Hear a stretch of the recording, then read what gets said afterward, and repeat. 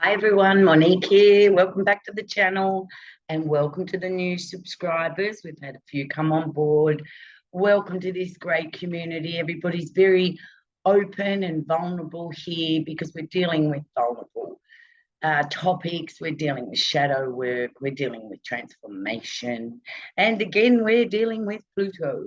And today's video is all about Pluto transiting Aquarius and having a hard aspect to your Mars. So we're talking Mars Pluto today. So if you've got your Mars in Aquarius, Leo, Scorpio, or Taurus, you're going to have a hard aspect from Pluto to Mars. Now, I say hard, I've got to stop saying hard, I mean challenging. Okay, but if you look through some of the comments on this channel, we say hard because it isn't easy. How about that? All right, but it is challenging. There is no doubt that it is challenging. It is maturing, and really it's ascension if you're into that part of the internet. Okay, I am, but yes, this is all to clear out the debris of many, many, many lives from our soul. So not a long video today. In less than 12 hours, Mars is ingressing into Aquarius. It's been in Capricorn in less than 24 hours, less than 12 hours even. It's the 12th here of February in Australia. So Mars will ingress into Aquarius and immediately conjunct Pluto. That's why I keep saying Pluto, right? Okay, so we've had Mercury do this. We've had the Sun do this. We had the Moon do this the other day, and we've had Mercury. So we still have Mars and Venus to ingress into Aquarius and immediately, next minute, conjunct Pluto. And this is big energy. You may have felt this in the last week. It is definitely big energy. So we know Mars is a personal planet. And when I first learned astrology, I always thought of it, Mars was my approach to life, okay? And my drive for life. The way that I would get there. It's Mars, you know, Aries rules Mars as well as Pluto in ancient times. But the modern Mars rules is Aries, okay? And Aries is our firstborn of the zodiac, and it is all about the self. I am. And I very much think, not of Aries adults, but I look at I think of Aries as the children in life that go, I want that, I'm going over to get it. And pretty much nothing's stopping me. And I may get cranky and have a hissy fit if I don't get it. Now that's for immature Mars people, all right? Think of a child throwing itself on the floor in the supermarket when it doesn't get what it wants, okay? But this is a great gift to have, right? This is a wonderful gift to have. Many people wish they could just go out and get what they want, but there's too many obstacles stopping them. With that Mars energy, whoosh, it's powerful. Okay, so it's also looked at the god of war in Roman times. Now, why would it be god of war? Because it doesn't get what it wants. Just like I explained, like children. Okay, when we don't get what we want, we can get really angry at whoever, whatever the obstacle is that is in front of us. All right, so Pluto coming along to transit our natal Mars, our personal planet, right? It is going to dredge all of our Mars issues up in life. Okay, so, you know, there's a lot of Mars Pluto activity hanging around on the planet at the moment. Many countries are at war because they want what they want, and the polarity between the two, you're right and I'm wrong, Okay, so this energy is very activated at the moment for sure. All right, now I have Mars in Aquarius in my natal chart. Now I want to ask you that has Mars in either Aquarius, Pluto, Taurus, or Scorpio. Has it been activated yet? Mine has. My Mars is at 20 degrees Aquarius. That new moon in Aquarius was at 20 degrees Aquarius. It activated my Mars. My Mars is already activated now. And it's 20 degrees till Pluto gets to my natal Mars. Pluto has to get through Venus at 11 degrees first, but already my Mars has been activated. And I'm feeling a little fired up today. On that new moon on Saturday, when it conjuncted my Mars, I was confronted by high stress, bullying, and I nearly walked out of that restaurant that I've been working for. And actually, I did resign today because I just can't do that anymore. I threw a remote control at the wall yesterday. It was a breaking, that I've been trying to hold together with my hands and what have you. I just don't do things like that. Anger is something that we weren't allowed in at home because Dad was a Leo. He was the angry one. He could be angry. No one else, we're all girls, no one else really was allowed to exert their anger. So all the anger in my life has been pushed down. Something I did learn in the 12-step group, the inner child work, was that, there's many layers of feelings, and under grief, under anger is grief, under depression is grief.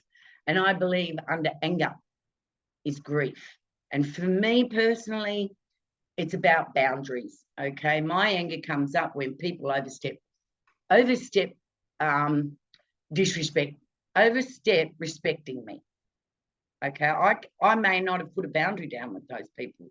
So if they're overstepping my limits and they don't know about it, well, then that's on me. But I'm pretty good now at setting my boundaries. So, if people are going to disrespect my limits and boundaries, if I cannot walk away because of obligation or any other issue that's holding me to the situation, then anger is going to arise. My Mars will arise because my Mars is in Aquarius. So, I'm not out there ripping into everybody, but if I'm pushed too far, I explode. Like if you put a tire, you push a line into the corner too far, he is going to react. All right, tigers too. So Mars is our drive, right? Our drive, our go-getter energy. And I think now we can say it's associated with our boundaries as well. Boundaries are more the Saturn energy, but remember, Aquarius is co-ruled by Uranus and Saturn. So there would be Aquarians out there whose boundaries would need an upgrade, an upgrade to your boundaries. I know Aquarians whose boundaries aren't clear and concise. Yeah, so this is okay. We could say Mars into Aquarius, and we're talking about Aquarius being the collective. All right, so I'm a lot of astrologers. Yes, they're thinking war because when Mars ingresses into Aquarius, conjuncts Pluto. This is just the first time. So Mars has never met up with Pluto in Aquarius ever in our lives for 248 years. Hasn't happened. So this is new energy for all of us.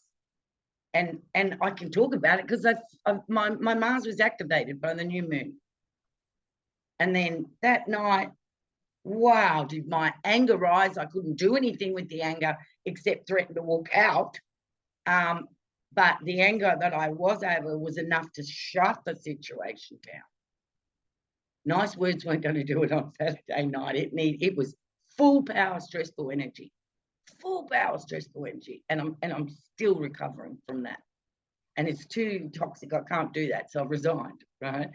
So, yeah, wow. So there's my Mars, my drive, my all of that activated. And yeah. So this conjunction of Mars to Pluto doesn't happen for another 4 hours. So in 12 hours, Mars ingresses into Aquarius. And then I'll tell you the time. It's actually Valentine's Day in the evening here in Australia. Valentine's Day. So Mars is also passion, the drive, the passion to go somewhere, to get something, to do something, to have something, right? So Mars is that drive, passion. So, you know, if you wanted to predict astrology and the conjunction of Mars on Pluto, and you're going out on your Valentine's dinner, wow, you could either have some really hot, intense sex and passionate, you know, love talk and what have you at dinner and after dinner, or there could be a big fight, right? There could be a big fight. Maybe someone's partner doesn't show up with the expectations of the other. I mean, you know, anything can happen. Any story can happen, but these are the energies, okay? So if you're watching this video pretty much after I've made it, wrap yourself in cotton wool, because, wow, that came from left field from me on Saturday night. I knew that was all happening for me. So I was forewarned, but it came from left field. With Aquarius, I think it always comes from left field, you know? So, yeah. Yeah, and just me throwing that remote yesterday was so out of character. But I'm starting to feel my Mars getting activated, but it's internal. And I don't want it to be mirrored out there onto everybody else. You know, so I'm really going to have to work hard on this. But God, we've got 19 degrees till Pluto even gets to my Mars. Maybe this is just a sign. So if you've got that Mars natally in either any of the fixed signs, and you're going to be experiencing the next 20 years of a challenging aspect, start to look out now. I mean, even Venus has been activated for me, but not by a new moon or anything. I'm just starting to realize, you know, because I've got all this in the 7th house. So it's all about others, you know, other people. So my whole Aquarius, Pluto through Aquarius transit, it's going to be about other people, you know, and I don't like conflict. I've said that here before, but I'm a Capricorn, so perhaps I'm going to have to use some of that sternness to use boundaries against people who don't hear boundaries or receive boundaries well, right? Because you can have boundaries, but if they're not received, they just get walked over. And that's when anger comes up, because you're not listening to my boundary, my limit. And that is when the child comes up and rages and gets angry, because you're not letting me have my limit or my way in life. Do you know what I mean? And I'm not talking over people. I'm talking personally. Mars is a personal planet. Okay, this can play out in so many ways. If you've got the Mars in Leo, Taurus, Scorpio, you know, this could be and it depends on the house as well. Like I just said, mine is in relationships, partnerships, others. Okay, so you'd have to look at the house. I do readings. This is why it's great to get a reading from me, because we look at all of that. Okay, we know exactly what's coming. We can work together to move through this transit smoothly, because it's not easy. Okay, and you need help. You definitely need help. There are times, of course, go and look into the playlists, all the videos I've made, all the different experiences that I experienced. But that was with the sun. This is with Mars that we're talking about. Okay, so it's all Pluto, it's all death, transformation, rebirth, but it's got a different flavor to it in everybody's unique circumstance. Okay, but we're here to understand the energy, learn the energy, so that when we don't become confused by all this and really lost in it all. Yeah. All right. So I'm going to leave it there. This is just the first video. Okay. And I'm making this just to give us a taste, because Mars is going to be conjuncting Pluto for the first time the 13th, Valentine's Day, the 14th February, and probably early in the morning on the 13th in the Northern Hemisphere, I'm imagining. Yeah. I haven't looked at the time. Sorry, guys. But anyway, big love to you all, and thank you, and welcome to the new subscribers, and thank you for staying around. To all you beautiful souls, honestly, those comments, I just love you guys. You're just so honest. I love the way you can track your planets too, and you know what's going on. And we're here to teach others. So, you know, if you don't know much about astrology, stick around. I try not to get too technical, you know, but if you want to learn astrology, you can drop me an email and we can start there. Because my teaching of astrology is very much about the self, okay? Because not everybody that learns astrology wants to go out there and be an astrologer, okay? But wow, for a personal development tool, it's the best I've found. And I've been through all the 12-step groups. I've been in therapy all my life. You know, yeah.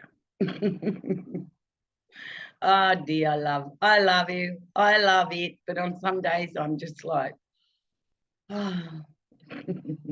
Here to encourage you. Love you all. Happy Valentine's Day. Happy Valentine's Day to everybody. I don't celebrate. All right. See you soon. Love you.